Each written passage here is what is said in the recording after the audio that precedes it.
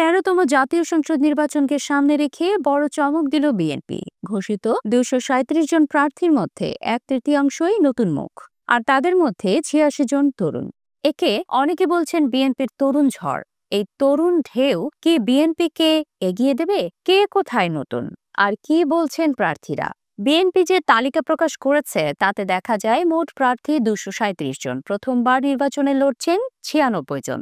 তাদের মধ্যে তরুণ 86 জন, অর্থাৎ প্রায় 1/3 প্রার্থী নতুন মুখ। দল বলছে যোগ্যতা, গ্রহণযোগ্যতা ও জয়ের সম্ভাবনা বিবেচনাতেই এই মনোনয়ন। নওগাঁ 3 আসনে বিএনপির নতুন প্রার্থী ফজলে হুদা বাবুল। প্রথমবার হলেও স্থানীয় রাজনীতিতে তিনি পরিচিত মুখ। ফজলে হুদা বাবুল বলেন, রাজনীতিতে আমি পুরনো, প্রার্থী হিসেবে নতুন। কোভিড, বন্যা সকল সময়েই মানুষের পাশে ছিলাম। বিএনপির ঘাঁটি এই এলাকা। কঠিন চ্যালেঞ্জ দেখছি না, আমরা ল্যান্ডস্লাইড ভিক্টোরির দিকেই যাচ্ছি। নওগাঁ 4 আসনে ডাক্তার ইকরামুল বারী টিপুকে প্রথমবারের মতো নমিনেশন দিয়েছে বিএনপি। ইকরামুল টিপু বলেন, দল আমাকে বিশ্বাস করেছে, খুব সহজেই বিজয় অর্জন করতে পারবো বলে আশা করি। তরুণ ভোটারদের ধরতে নতুন নেতৃত্বকে সামনে আনা হচ্ছে, এমনটাই বলছেন প্রার্থীরা।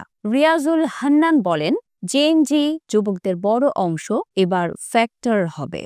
আমরা তরুণরা জনগণের সঙ্গে মিশে তাদের আকৃষ্ট করার চেষ্টা করছি। রংপুর বিভাগে 33 আসনের মধ্যে 12 জনই নতুন। রাজশাহী বিভাগে 39 আসনে 16 জন।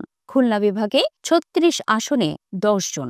ঢাকা বিভাগে 34 আসনে 21 জন ও ময়মনসিংহ বিভাগে 22 আসনে 9 জন। প্রায় সব বিভাগেই দেখা যাচ্ছে নতুন পুরানোর সমন্বয়মূলক প্রার্থী তালিকা। বিএনপি স্থায়ী কমিটির সদস্য ডক্টর খন্দকার মোশাররফ হোসেন বলেছেন, বিএনপি নতুন ও পুরনো সবাই মিলেই বিএনপি। যেখানে যার জয়ের সম্ভাবনা বেশি তাকেই মনোনয়ন দেওয়া হয়েছে।